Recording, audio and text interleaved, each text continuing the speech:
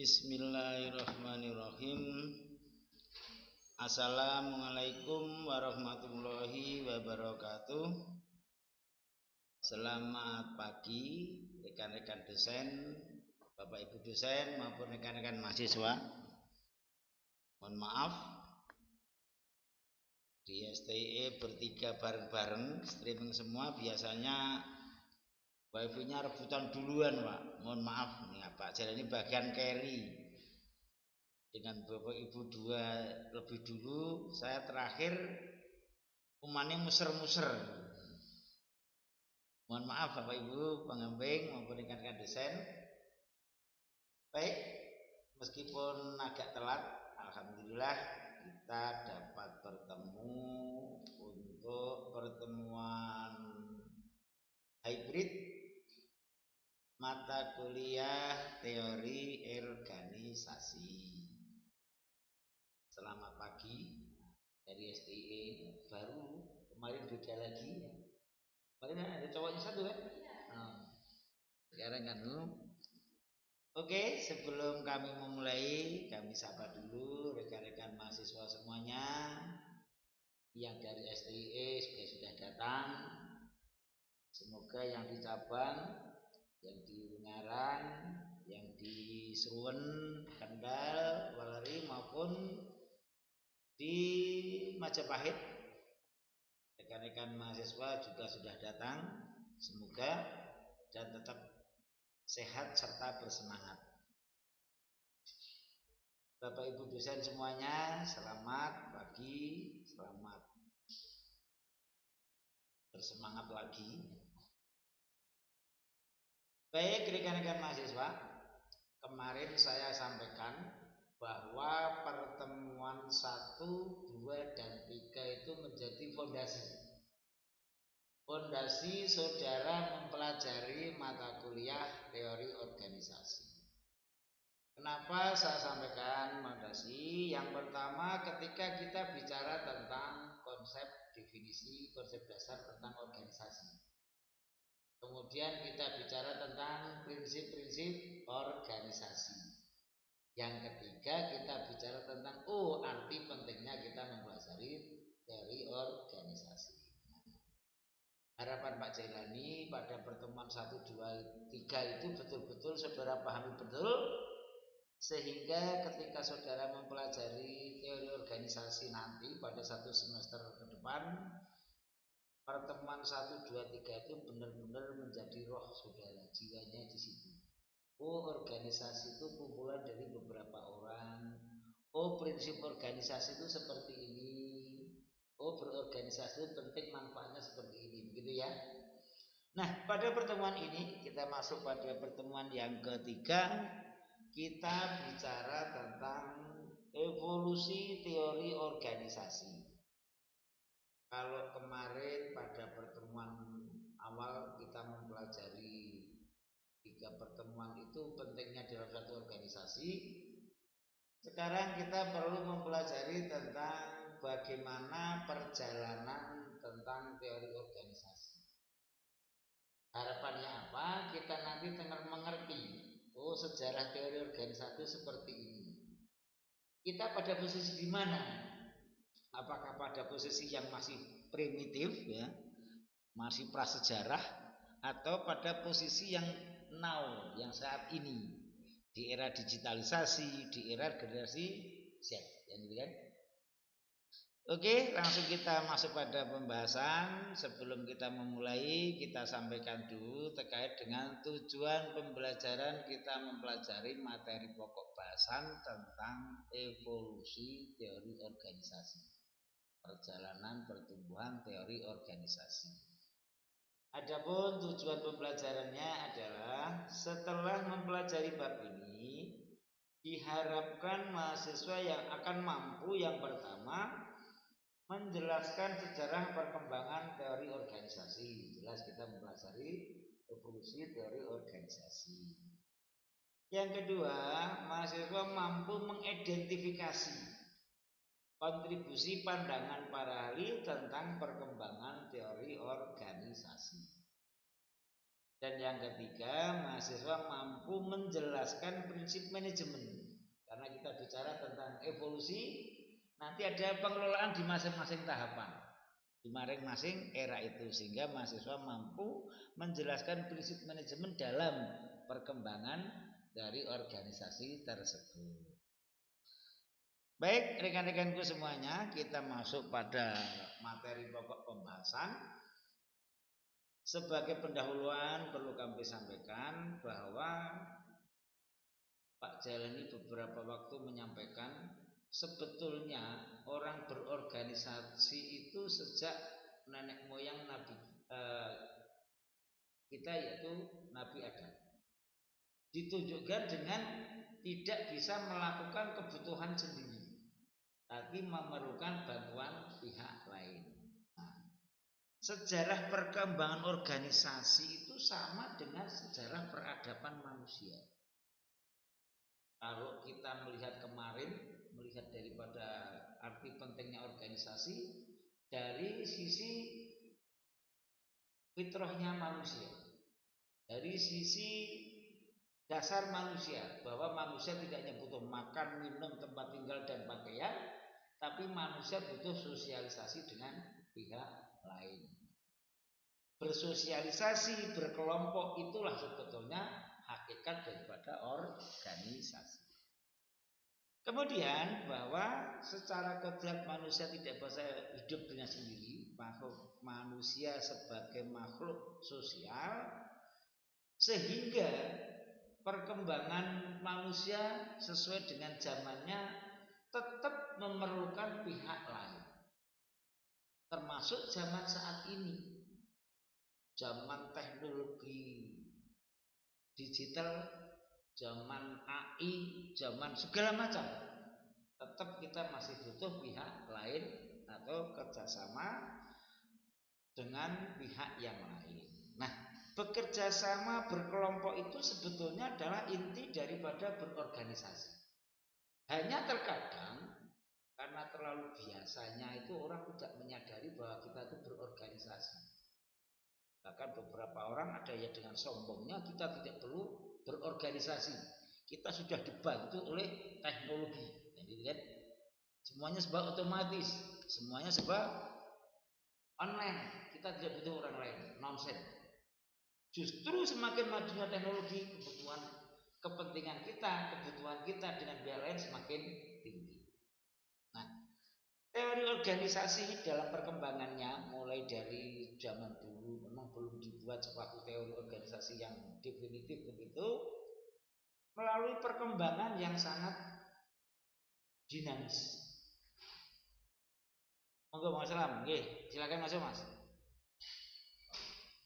Dari manusia zaman purba memerlukan pihak lain untuk saling melengkapi kebutuhan fisiologisnya. Ada, kalau kita melihat sejarah, tukar barang, ya, kita punya barang ini ditukar barang yang lain untuk saling melengkapi kebutuhannya. Itu hakikatnya adalah sebuah kerjasama dalam satu organisasi. Nah, pada teori organisasi modern, di mana teori organisasi yang modern merupakan evolusi dari teori-teori organisasi yang terdahulu, prinsipnya adalah bahwa berorganisasi untuk memudahkan kita dalam bekerja sama, untuk memudahkan kita dalam melakukan aktivitas guna pencapaian tujuan bersama. Yang menjadi persoalan apa kira-kira dalam satu organisasi? Dari perkembangan Pak Jarani menyampaikan tadi, dari zaman Nabi Adam sampai sekarang, kemudian yang menjadi persoalan apa kira-kira? Perkembangan teori organisasi dari awal sampai akhir, atau sampai saat ini, sampai nanti kita makhluk atau manusia sudah tidak ada, kira-kira apa yang menjadi persoalan utama? Apa yang menjadi garis utama apa? Dari dulu sampai sekarang, sampai besok nanti kita lakukan. Teknologi jadi belum ada apa-apa, kita masih memulai zaman batu, dan sekarang sudah teknologi sudah digital. Apa kira-kira yang menjadi? Yang usamanya apa? Apa? Kerja sampai sekarang berorganisasi, entah itu bentuknya seperti apa, yang menjadi garis utama adalah kerjasama. Bentuk kerjasama saja yang berbeda-beda. Kalau dulu cari kayu untuk cari buah, diputar ini dan itu, ya kan? Zaman Pak Jalani kuliah dulu, kalau mau ketemu dosen ya kita antri gitu. Kalau saya kan bisa program Pak, bisa ketemu Pak, nanti kan yang beda kan itu. Tapi bentuk utama tetap yang namanya kerja sama. Nah, itu rekan-rekan sebagai pendahuluan, sebagai introduction dalam kita mempelajari tentang materi pokok bahasan evolusi teori organisasi. Jadi saya tegaskan ya, perjalanan dari manusia ada sampai saat ini bekerja sama adalah menjadi satu kebutuhan. Yang membedakan antara dulu sekarang berkelompok adalah bentuk kerjasamanya. Ya.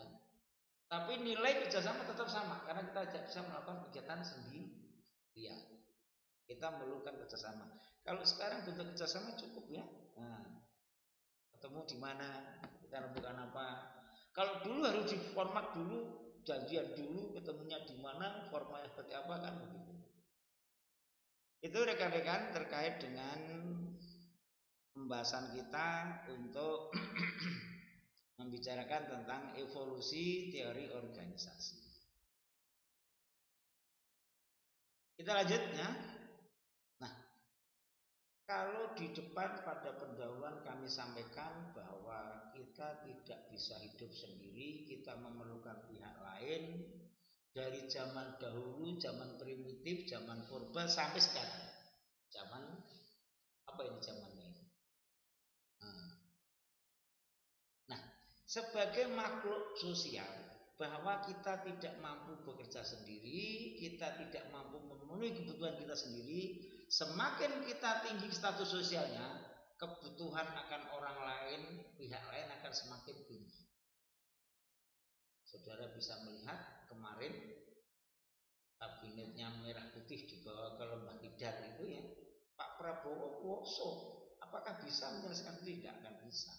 Semua perlu bantuan orang lain. Transportasinya dari Jakarta ke Magelang, bagaimana penyiapan seragamnya, bagaimana konsumsinya, tempat tidurnya, masa tempat tidur menteri sama seperti tidurnya mahasiswa kan tidak kan?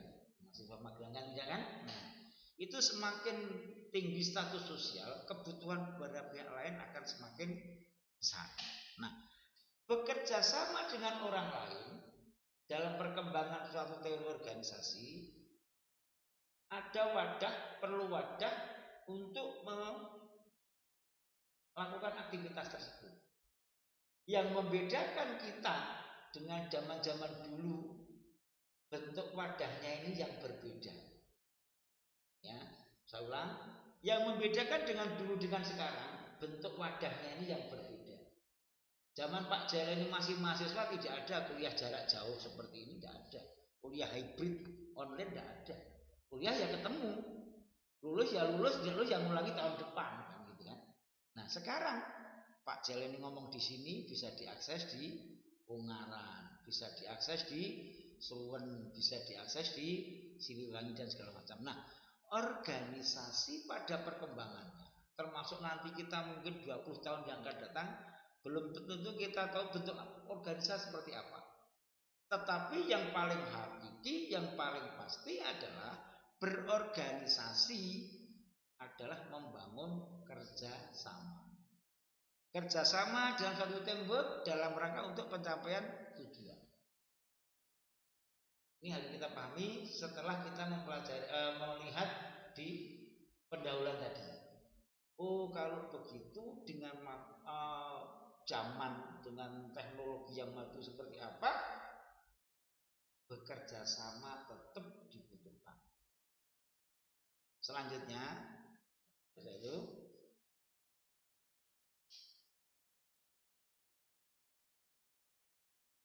ada banyak teori-teori yang menyampaikan terkait dengan pertumbuhan perkembangan teori organisasi.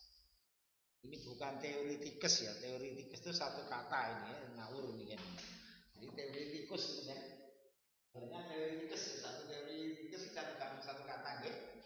Nah, pada perkembangan dari para ahli menyampaikan beberapa pandangan tentang pandangan teori-teori tentang organisasi. Kalau Pak Jailani tadi menyampaikan pertumbuhan dari teori ataupun peradaban zaman purba, kita sudah melakukan orang lain. Perkembangan selanjutnya teori organisasi zaman klasik sampai pada kontemporer. Taylor dan Henry Fayol menyampaikan berorganisasi adalah membangun kerjasama secara prinsip.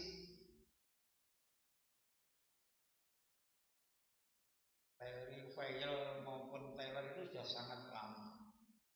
Mereka sudah membuat gagasan ide berorganisasi itu dengan membentuk tim kerja secara ilmiah. Tim kerja secara ilmiah itu sebenarnya sederhana. Bagaimana tim kerja sesuai dengan tupoksinya. Ini sudah zaman dulu kala. Pandangannya sudah seperti itu. Bagaimana membangun tim kerja secara ilmiah. Kalau ibu bagian masak, bapak bagian kerja, anak bagian membantu, itu sudah dari dulu. Tetapi dalam praktek sekarang, tim kerja secara ilmiah ini ya hanya namanya. Ini ilmiah, Pak Jailani ilmiah. Tapi prakteknya ya primitif. Karena masih menggunakan gaya-gaya primitif. Semua digalakan dengan one man show. Satu tangan. Teamwork itu hanya formalitas. Teamwork gue patut-patut gitu kan. Prinsip yang kedua dari Taylor maupun Fayol terkait dengan organisasi adalah ada seleksi dan pelatihan. Seleksi dalam kerangka untuk mencari orang yang sesuai dengan posisi jabatannya. Pelatihan adalah untuk meningkatkan kemampuan dari sumber daya manusia yang ada. Kalau kita ada seleksi di mana ada kompetisi di situ, tapi tidak ada pelatihan ya percuma, kan gitu kan? Tidak ada peningkatan kapasitas. Kalau sudah tim kerja secara ilmiah sesuai dengan peran dan pesannya, fungsinya, pesan maaf. Kemudian kerjasama teamwork itu ya diwujudkan yang nyata. Saya selalu mencontohkan sebuah teamwork itu seperti kalau kita melihat filosofi sepak bola. Semua kan ngegolkan lawannya, lawan yang kita tuju, gitu kan. Jangan kemudian ngegolkan ke tempat kita sendiri kan, gitu kan. Kemudian ketika yang 11 orang pun yang memasukkan bola satu, yang bangga 11 orang. Penonton pun ikut bangga gitu kan. Tidak kemudian yang bangga hanya yang menggolkan saja gitu kan. Ini satu bentuk kerjasama tembak.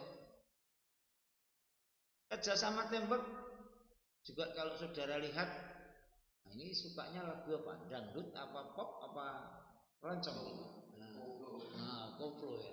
Kalau Pak Jalil seneng dangdut tapi nggak seneng lagunya, seneng penyanyinya gitu. Nah, lagu itu kan beda ya.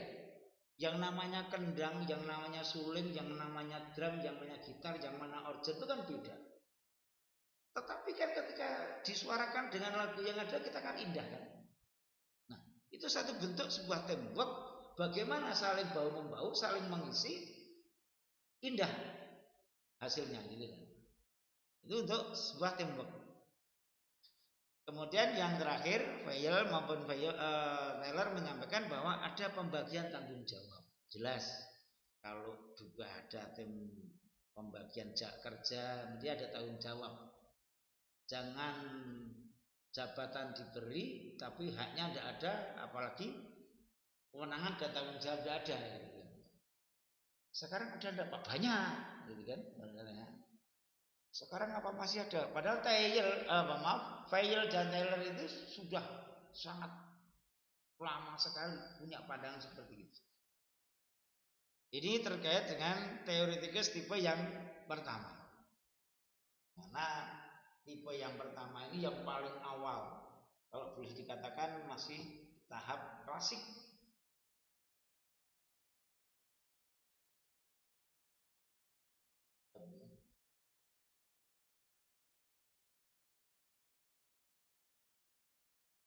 Nah, dari ini saya ingin menekankan perjalanan teori organisasi evolusi yang pertama ini, bahwa teori yang pertama sebetulnya tidak hanya Taylor maupun Bayes, ada banyak teori, ada Smith dan segala macam. Ini saya coba ambilkan contoh ya, nanti bisa saudara pelajari lagi di buku ajarnya Pak Jengani maupun buku teori organisasinya Pak Agus Wibowo maupun teori organisasi yang lain.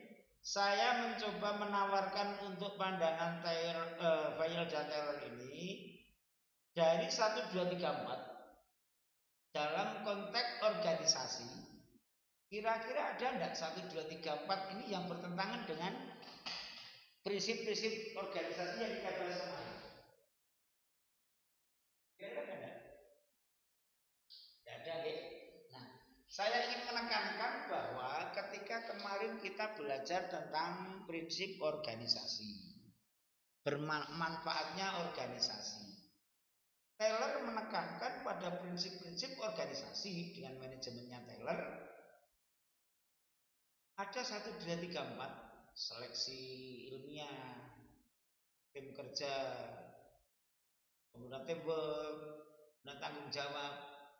Ini menjadi satu kata kunci dalam berorganisasi.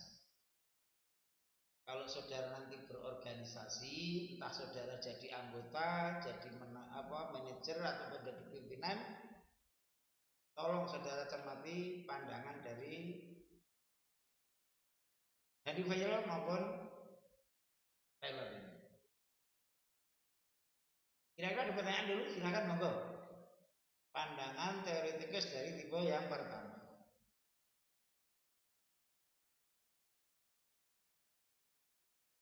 Sebelum kita menginjak pandangan yang selanjutnya, monggo kalau ada pertanyaan, kita bicara tentang evolusi teori organisasi.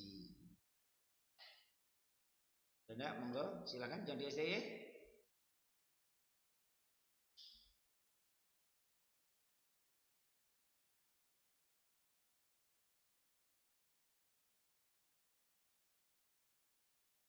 Ada perkembangan selanjutnya. Jadi kalau Fayol dan Taylor tadi menyampaikan bagaimana pengelolaan suatu organisasi, ada yang namanya seleksi, ada yang namanya teamwork, ada yang namanya wewenang dan tanggung jawab. Itu kan sudah pada tataran operasional organisasi.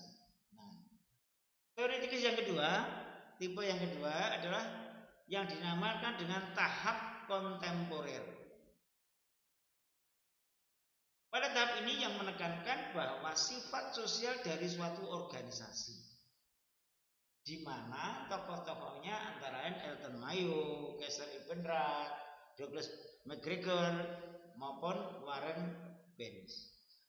Jadi teori yang kedua, tipe yang kedua ini, bahwa organisasi dalam penekanan sebagai organisasi bersifat sosial.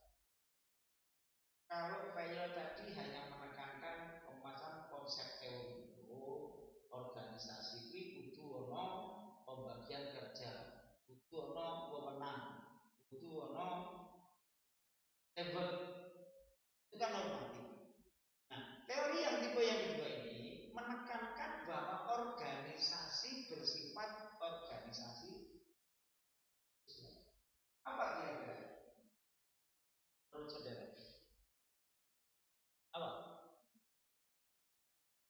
Kalau kita melihat pertemuan pertama, organisasi itu terdiri dari anggota dan anggotanya adalah orang-orang, bukan laptop, bukan HP, ya kan? Nah, yang namanya orang itu kan sekali lagi saya katakan punya sifat kompleksitas.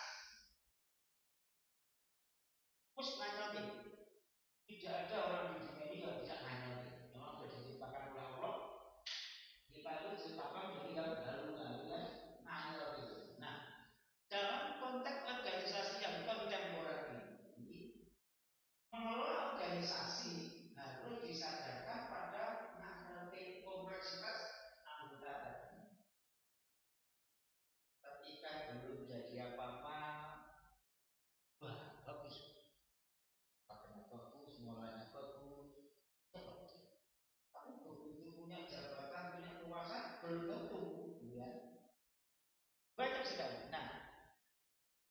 Mayu, Orkestra Berat menekankan bahwa berorganisasi itu sangat dinamis.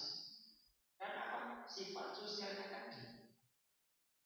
Beda dengan kita melihat organisasi kalau dipandang sebagai sesuatu yang statis, meja, kursi, laptop maupun HP. Biasa, ya kan? Rusak ganti. Tidak ada apa-apa. Tapi ketika organisasi dipandang sebagai suatu konsep sosialnya, bahaya. Dalam suatu organisasi harusnya seorang pemimpin ketika melihat kontemporer ini tidak memandang anggota organisasi sebagai sesuatu yang tetap atau statis. Contoh, Pak Jailani menjadi suatu organisasi yang sangat besar. Organisasinya melakukan kegiatan yang melanggar aturan. Pak Jailani diam saja. Tidak ada kemarin. Tapi kita kan tahu bahwa ini melanggar aturan. Udah kita sampaikan aja kepada pihak berwenang. Yang bertindak adalah pihak berwenang. Gitu kan? Nah, organisasi dipandang sebagai sebuah sifat sosial bahwa organisasi itu sangat dinamis. Sifat sosial seseorang ketika kita melihat kehidupan kita. Bayi masih dimandikan, sudah ada anak-anak, sudah bisa mandi meskipun belum sempurna. Sudah anak-anak, sudah mandi sak bumi. Sudah gede masa mau dimandikan, kan? Dari konteks sosial ini aja sudah sangat dinamis. Apalagi organisasi yang terdiri dari beberapa orang. Jadi ketika misalnya ada suatu organisasi menganggap anggota atau orang alat statis, bahaya. Apalagi dengan metode-metode pressure misalnya. Oh, saya direktur. Kalau kamu mau dengan saya ya saya anukan, kalau enggak ya saya cut misalnya. Oh, udah seperti itu. Kita ngekat orang dalam konteks saat ini media sosial sangat besar, viral kan habis itu kan? Iya kan? Nah, organisasi menurut Bernard, menurut Douglas, menurut Elton Mayu itu sifat sosialnya ini dinamisnya. Kalau misalnya anggota organisasi jadi kurang baik, ya harus kita pahami. Dulunya baik kok sekarang jadi kurang baik, atau sebaliknya.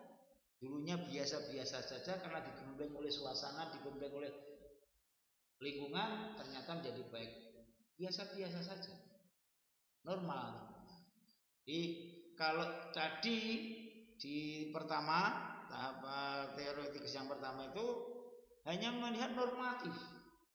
Teamwork, seleksi, kerjasama, pembagian segala normatif. Memang organisasi seperti itu. Bagus semuanya kan nilai-nilainya kan? 1, 2, 3, 4. Tapi ketika terjadi sesuatu, ya hanya gitu. Tahap yang kedua adalah tahap yang kontemporer. Ada ingat? Jadi pembahasan pada tahap kontemporer ini hampir tidak ada habisnya. Karena apa? Berkait dengan sifat sosial, berkait dengan lingkungan yang punya dinamika yang selalu berubah. Tidak ada lingkungan yang tidak berubah. Nah, itu. Silakan ditanyakan, kalau ditanyakan dulu monggo. Pada perubahan ataupun perkembangan teoretikus tahap yang kedua.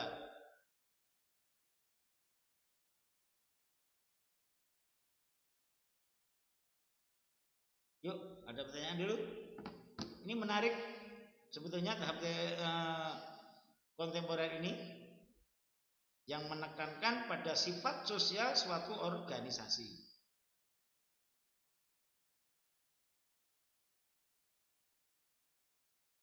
Tidak ada? Kalau tidak, kita lanjutkan pada tahap yang selanjutnya, yaitu teoritis yang tipe yang kontingensi. Kalau pada sifat sosial tadi, konteksnya adalah bagaimana bahwa organisasi itu terdiri dari anggota itu orang-orang yang punya dinamika sosial yang ada. Anda bisa melihat kalau yang namanya makan itu kan konsepnya makan itu kan untuk menghilangkan dahaga maupun menghilangkan lapar kan gitu kan.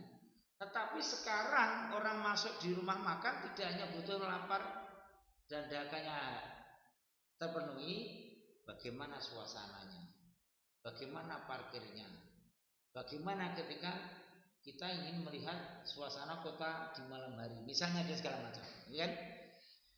Itulah dinamika sosial yang ada. Nah, pada tahap yang ketiga,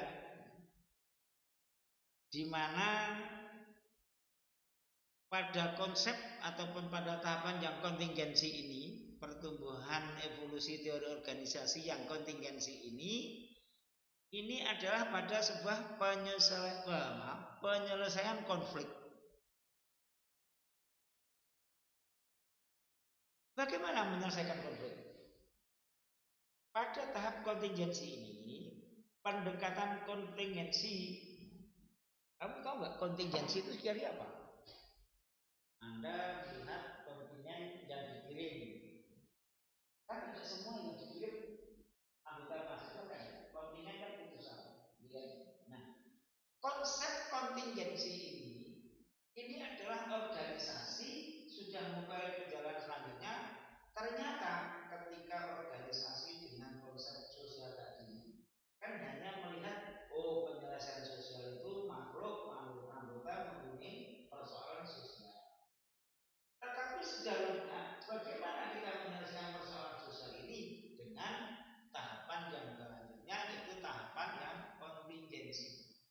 Kalau sendiri aku punya mahasiswa 100, akan dari orang 100 kan aku kesulitan. Kita ambil tokoh-tokohnya. Karena kalau orang 100 diambil 10, kita bilang begini, jujur sampaikan kepada teman-temanmu bahwa permasalahan ini. Pada tahap yang kontingensi, memandang organisasi sudah paling lebih ada konflik. Tidak ada suatu organisasi yang tidak ada konflik. Pasti ada konflik. Nah, pada tahap kontingensi ini, di mana tahapan ini sudah memandang bagaimana konflik organisasi harus diselesaikan, yaitu dengan pendekatan kontingensi. Kalau saya contoh sederhana, lembaga kita, institusi kita, Universitas Tekom maupun STI Tekom yang sangat besar. Ketika ada suatu persoalan, akan sulit dikumpulkan mahasiswa Universitas Tekom maupun STI Tekom semuanya dikumpulkan sangat sulit, karena banyak yang jarak jauh. Nah, pendekatan ini dengan kontingensi, dari Stekom dengan tokoh-tokohnya, dari STE dan ini nanti akan menyelesaikan untuk tingkat teman-teman atau anggota yang lain. Pada teori ini, di mana pendekatan kontingensi organisasi sudah dipandang dari tahapan yang pertama dengan konsepnya Fayol dan Taylor tadi, kemudian sudah masuk pada tahapan selanjutnya dengan konsep sosial, di mana organisasi selalu dinamis, selalu berubah. Nah, selalu perubahan ini pada tahap yang selanjutnya, berarti ini akan potensi untuk konflik. Kalau masih kecil ya kan, yuk diururi organisasi ini ben gede diururi bareng-bareng, tinggal mencari rezeki bareng-bareng, bergede ya ditinggal, gitu kan? Inilah yang harus diantisipasi dengan model kontingensi ini. Saya banyak, ayo dikembangkan dulu mas, bareng-bareng berjuang dan doa. Bar selesai, jadi ya tinggal doanya saja, gitu kan? Itu dari tahapan pada kontingensi. Pertama, Fayol hanya menyampaikan tahapan evolusi teori organisasi, hanya dipandang sebagai sebuah nilai kerjasama, nilai wenang, nilai tembok, nilai tanggung jawab, dan segala macam. Kemudian pandangan yang selanjutnya, evolusi yang selanjutnya adalah bagaimana nilai sosial. Organisasi itu terdiri dari orang-orang, bukan benda-benda, bukan laptop, bukan HP-HP. Sehingga tidak bisa mengelola organisasi you nggak suka ganti, tidak bisa. Harusnya loh ya, tapi banyak sekali dalam praktek itu fine-fine saja. Nah, dalam konteks kontingensi, kalau ingin mengembangkan suatu organisasi, semakin besarnya organisasi, semakin banyaknya tujuan yang kegiatan yang dilakukan, mesti ada potensi konflik. Nah, kalau mengenai konflik, bagaimana mengenai konflik? Di belakang nanti ada manajemen konflik, tapi ini kita sedikit cuplek kaitannya dengan manajemen konflik dalam konteks kontingensi. Jadi pendekatannya dari kelompok-kelompok yang kira-kira potensial. Waktu Pak Jalani masih jadi aktivis pergerakan LSM itu, kalau ada pengungkap ronda yang punya kebijakan itu saya dipanggil dulu. Ini gini, tolong kamu nggak usah neko-neko, teman-teman dikasih itu, oke silakan jalan. Dengan itu untuk teori yang ketiga. Monggo ada pertanyaan dulu.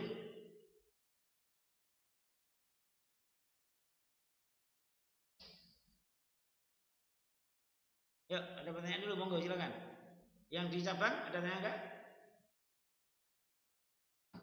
Kalau tidak, perkembangan selanjutnya adalah perkembangan teoritis pada tipe pendekatan organisasi dari sisi sifat politis organisasi.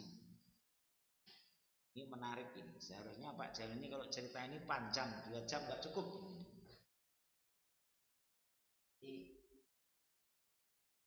Ada banyak mengatakan politik itu kotor, politik itu kejam, politik itu udah segala macam jeleknya politik. Pak Jalani sudah merasakan ganasnya, kejamnya politik, tapi harus kita sadari bahwa kita tidak bisa lepas yang namanya dengan politik, karena negara didirikan oleh pilar-pilar partai politik. Kita benci pada politik itu hak masing-masing, tetapi secara aturan tidak bisa lepas dari yang namanya politik. Nah, kita menarik untuk perkembangan teori organisasi pada teoritis tipe yang keempat, di mana pendekatan pada teori ini adalah pendekatan pada sifat politis organisasi. Tokoh-tokohnya ada James Marsh, ada Herbert Simon, Jeffrey Barber maupun yang lainnya. Prinsipnya pada organisasi adalah sistem kompleks, desain maupun tujuan dan keputusan organisasi. Ini yang terbaru ataupun pandangan teoritis yang paling termasuk sampai saat ini. Pertanyaan saya sederhana. Menurut saudara, mengapa ataupun bagaimana logikanya organisasi dipandang sebagai dari sifat sisi politisnya, sifat politisnya? Anda belum tahu politik, tapi mestinya kan sudah merasakan politik. Dan pernah jadi pemimpin apa pilih? Belum. Pemimpin kan sudah. Nah, itu kan sudah menjadikan hak politik Anda sebagai pemilih kan? Hak politik saudara sebagai pemilih. Nah, organisasi dipandang dari sisi politis, yang namanya politis itu kan nama saya. Kalau teorinya banyak sekali definisi teori politik itu, pengalaman saya, politik itu sederhananya adalah suatu kegiatan, suatu kelompok organisasi dalam memperjuangkan sesuatu. Tetapi pada perjalanannya ada dinamika panjang di situ. Dinamika organisasi politik tidak ada yang menyamai dalam organisasi apapun. Walaupun itu organisasinya kelompok-kelompok ekstrim misalnya. Nah, organisasi dipandang dari sisi sifat politis.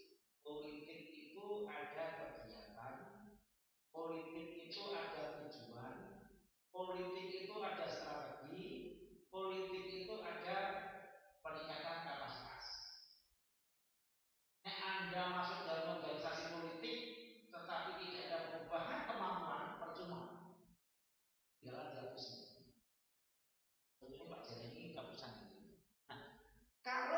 organisasi dipandang sebagai suatu sifat yang politik, di situ saudara lihat ada sistem yang kompleks di situ. Kalau saya punya organisasi, saya punya anggota 100, berarti saya punya kompleksitas terhadap anggota saya 100 kali berapa? Bisa kali 10, bisa 100 kali 5, bisa 100 kali 100, gitu kan? Karena makanya saya melihat 3 orang ini kan saya tidak bisa melihat watakmu berapa nilai, kan tidak bisa.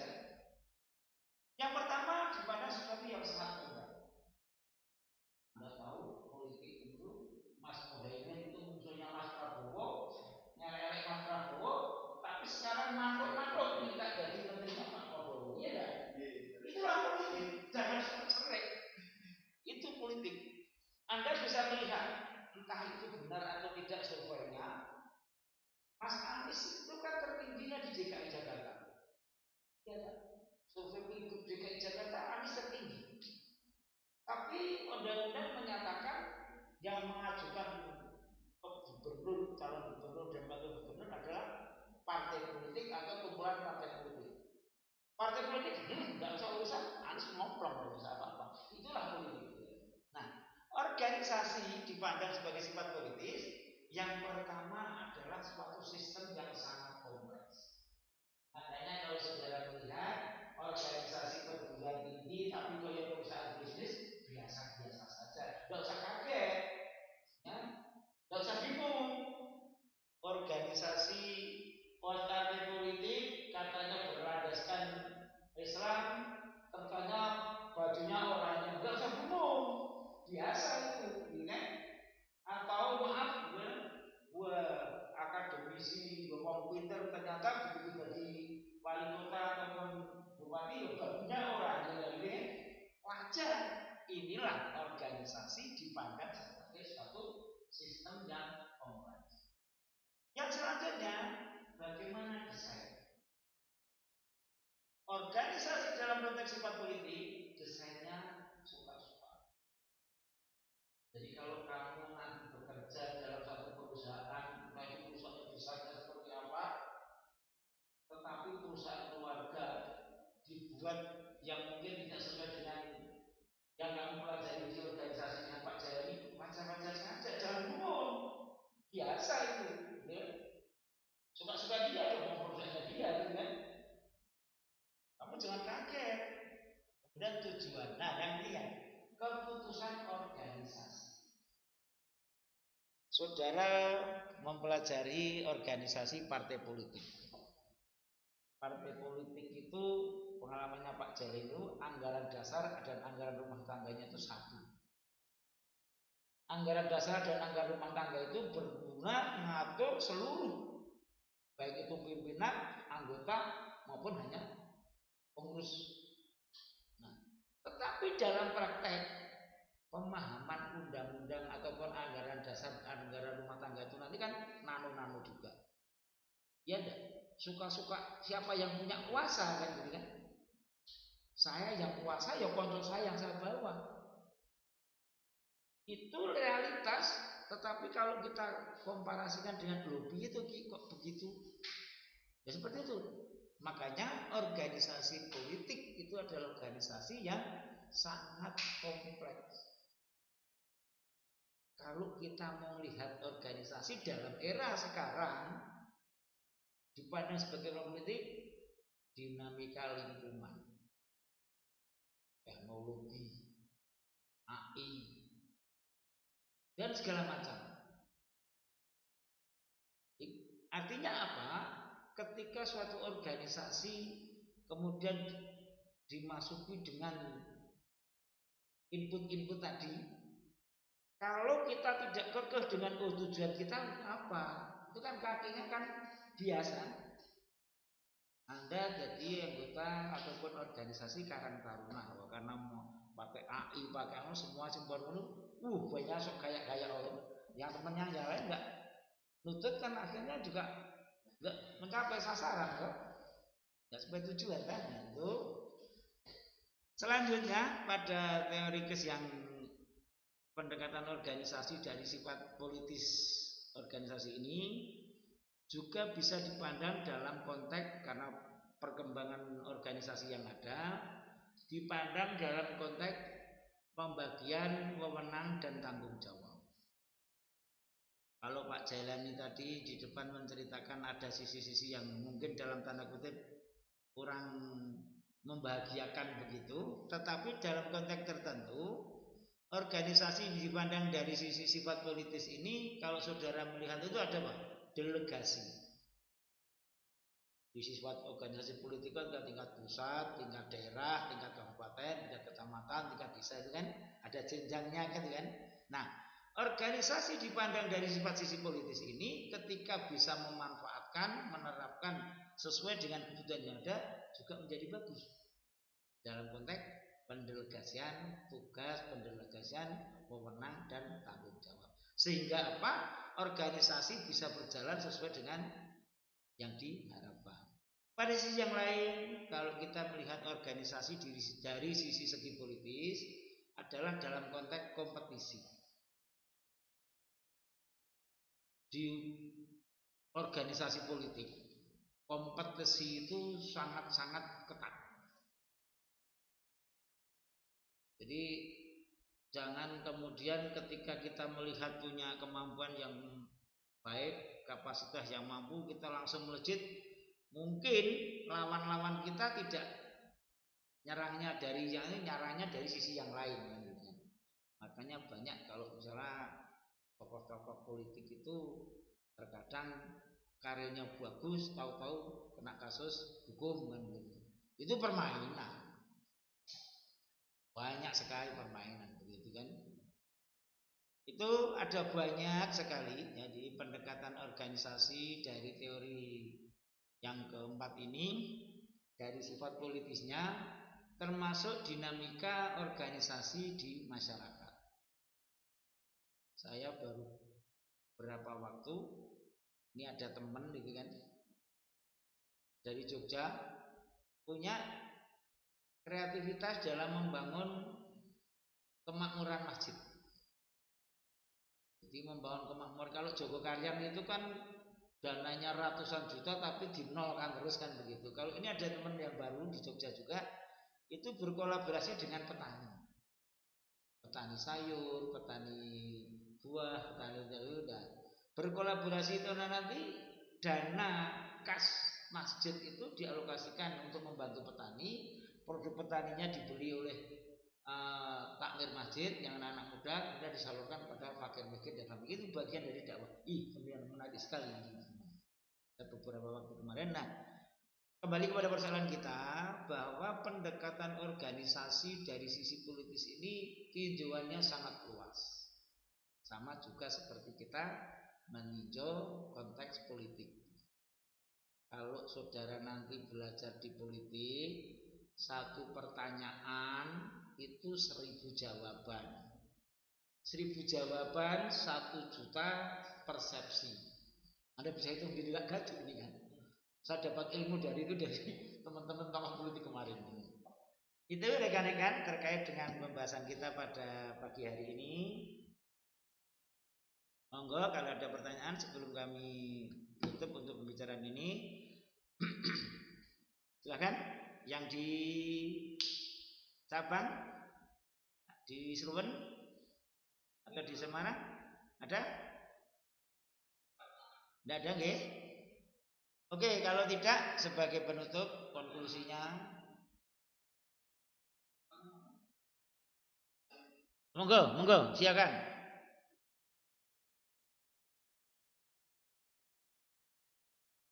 Agak keras Mas.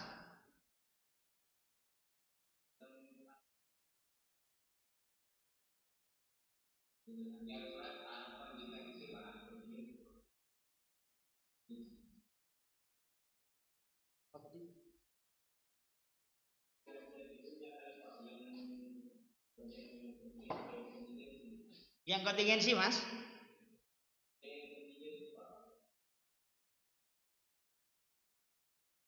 Yang kontingensi? Oke. Nah. Jadi setelah itu saja nggih. Saya jawab nggih. Jadi evolusi dari teori organisasi Kalau dari teorinya Weil itu hanya menekankan pada normatif bahwa organisasi, teori organisasi itu harus ada teamwork, seleksi, kerjasama, dan segala macam. Nah, pada tahap kontingensi ini sudah mulai yang namanya kesadaran akan konflik. Pada tipe kedua, kita hanya menekankan pada pendekatan sifat sosial organisasi.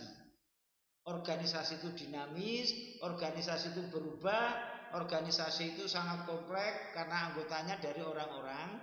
Nah, pada tahap kontingensi ini sudah melihat evolusi atau perjalanan teori organisasi pada konflik.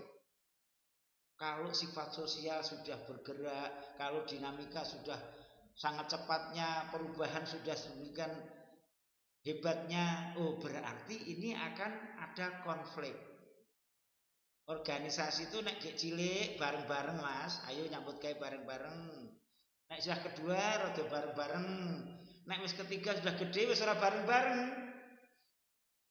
Akan timbul konflik. Nah, pada pendekatan ini di mana semakin besar, semakin majunya organisasi, pasti ada konflik. Entah itu organisasi keluarga, entah itu organisasi korporat, organisasi pertemanan, bahkan mungkin organisasi keagamaan pun menimbulkan konflik. Nah, pada pendekatan kontingensi ini, bagaimana menyelesaikan konflik dengan sintesa yang baik, dengan penggabungan yang baik. Nah, penggabungan yang baik bagaimana? Menurut teori kontingensi adalah dengan, ingat kontingen itu kan perwakilan kan Mas? Ada kontingen sepak bola, kontingen bola voli itu kan perwakilan dari mahasiswa sekampus begitu kan? Nah, pada pendekatan kontingensi ini diharapkan tokoh-tokoh masing-masing kelompok dalam suatu organisasi bisa menyelesaikan secara sintesa. Pimpinan memanggil kelompok-kelompok tokoh-tokoh dalam satu organisasi, diberikan solusi alternatif penjelasan, diskusi, sharing, berdebat. Setelah terjadi keputusan, sampaikanlah pada anggotanya, sampaikanlah pada kelompok-kelompokmu. Jangan kemudian dibalik. Ya diskusi, ya debat nih lagi gua apa-apa, ora digunakake. Nah, ini bukan penyelesaian masalah, kan? Jadi pendekatan kontingensi ini merupakan perkembangan dari pendekatan atau teori yang bersama, teori yang Weil maupun Taylor, di mana organisasi hanya dipandang sebagai nilai-nilai yang normatif. Yang selanjutnya, tipe yang kedua, organisasi dipandang sebagai suatu sifat sosialnya berubah, bergeser, dinamis. Nah, karena perubahan, karena pergeseran organisasi maupun volume size organisasi menjadi lebih besar, pasti ada yang namanya konflik. Nah, pendekatan yang ketiga teori kontingensi ini adalah bagaimana menyelesaikan konflik dengan konsep kontingensi, sintesa. Tokoh-tokoh dijak musyawarah, tidak harus sekali saja, mungkin 2-3 kali. Tujuannya adalah bagaimana organisasi yang sudah sedemikian dinamis, sedemikian besar ini ada masalah bisa diselesaikan secara sintesis. Penyelesaian sintesis itu adalah penyelesaian yang win-win solution. Penyelesaian yang cari-cari alternatif, bukan penyelesaian menurut pimpinan, bukan penyelesaian menurut owner. Itu loh Mas. Sintesa. Nah, kontingensi. Begitu? Ada yang lagi ditanyakan? Kalau belum jelas silakan.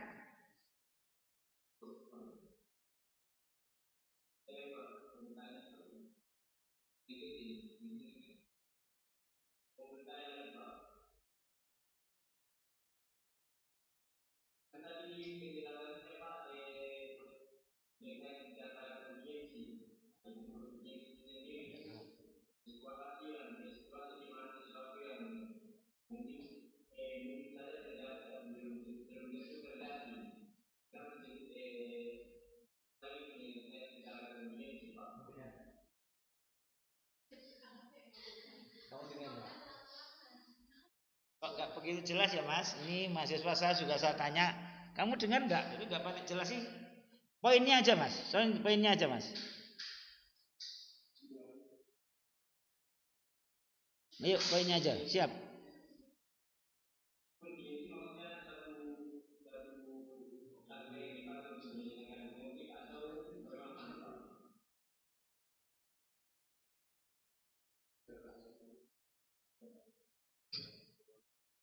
Jadi tahapan-tahapan teori ini ya, dari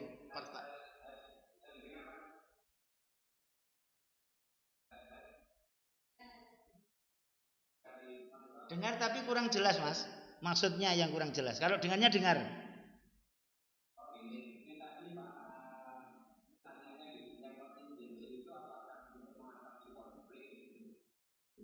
Oh iya.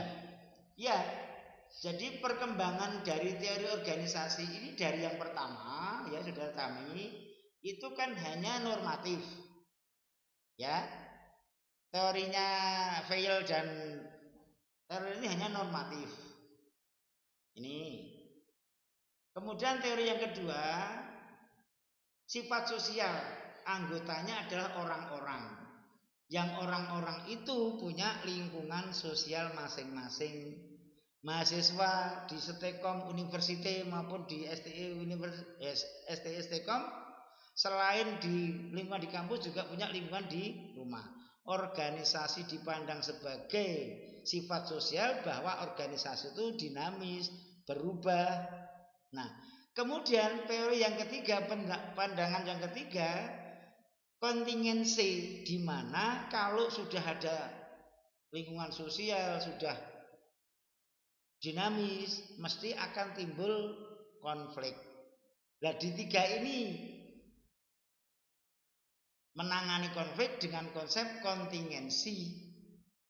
Pendekatan yang sintetis, win-win solution sederhananya saja.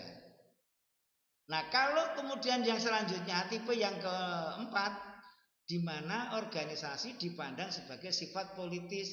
Politis itu yang sangat kompleks. Nah, kalau pertanyaan saudara yang ketiga apakah ada kaitannya dengan penyelesaian konflik, memang teori yang ketiga itu memandang organisasi dari sisi penyelesaian konflik, Mas. Jadi kalau sederhananya saja, yang ketiga itu memang bagaimana menyelesaikan konflik dengan sistem kontingensi tadi, utusan-utusan dari masing-masing kelompok. Nanti bisa dicek WA langsung Mas ke saya, dijelaskan kalau belum jelas, kita diskusikan lebih mendalam, nggih. Ya, karena jujur aja di pendengaran kami yang tidak begitu jelas. Nanti bisa chat langsung. Saya semangat, salut, bagus itu, ya.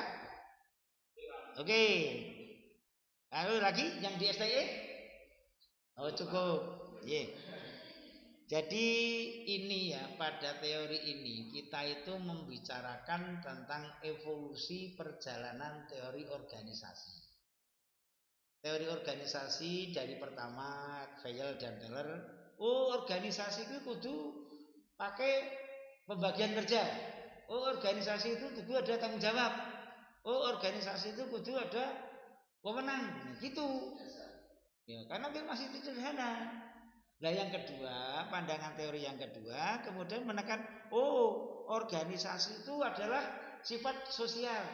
Wong nyata orang-orangnya, anggotanya orang-orang, tidak laptop-laptop maupun HP-HP atau kursi-kursi gitu kan. Ini sifat sosial. Ini menjadi pemahaman kita. Lah perkembangan yang selanjutnya, kalau bersifat sosial itu pasti ada yang namanya konflik. Anda kenal dengan teman, Anda kenal dengan pacar, Anda kenal dengan yang lain, mesti ada konflik. Bahkan Anda dengan Pak Jalan itu mesti ada konflik, ya kan? Cuman nggak berani ngomong, gitu kan? Dibatin, gitu kan? Gitu loh. Saya juga ada konflik dengan Anda. Saya sudah siap di sini, Anda belum masuk kan konflik, gitu kan? Nah, kemudian ketika ada konflik, pandangan yang ketiga ini, nek ngono piye menyelesaikan konflik? Teorinya kontingensi, konflik itu diselesaikan dengan sintetis. Win-win solution, dua belah pihak, dua arah. Aja pokoke ngene kudu ngene, nek ora gelem ngene tak pecat, tak pataimu. ora pimpinan yang baik ini. Nah, orang ini resign, wah, ora baik ini. Nah, kalau pendekatan kontingensi, anggota kita 1000, mosok arep rapatnya 1000. Dijaluk tokoh-tokohnya, dijak musyawarah. Nanti terjadi solusi sampaikan kepada kelompok-kelompokmu. Yang ketiga, yang keempat, apapun bentuknya, ya. Meskipun konflik sudah diselesaikan dengan cara sintetis, dengan proses kontingensi, ternyata organisasi itu menurut James Marsh maupun Herbert Simon ada sisi-sisi pendekatan sifat politis. Ini sesuai dengan organisasi modern saat ini. Yang namanya politik adalah, saudara-saudara ingat, adalah sistem yang sangat kompleks. Jadi organisasi politik itu tidak hanya ukurannya orang bener salah, gitu loh. Paspora karo sing nganggo, gitu kan. Ya kan? Ojo diukur benar salah, gitu kan. Sangat kompleks. 2 jam ini harusnya membicarakan bab yang poin yang keempat ini. Oke, itu makasih ya Mas yang bertanya tadi. Nanti kalau belum jelas saya tunggu ya Mas di WA-nya. Ada diskusi lebih mendalam. Mungkin cukup ini pembahasan pada pagi hari ini. Nah, sudah sangat panjang kasihan sama Bapak Ibu dosen pendamping. Seperti biasa untuk evaluasi dan bahan diskusi kami berikan untuk belajar rekan-rekan mahasiswa sendiri, tidak harus dikumpulkan. Akhir kata, terima kasih kami ucapkan pada rekan-rekan mahasiswa semuanya yang di STIE, yang di cabang. Terima kasih atas komitmen dan kerjasamanya. Juga tidak lupa ucapan terima kasih kepada Bapak Ibu dosen pendamping yang dengan setia, sabar, tabah, tetap berjuang. Terima kasih.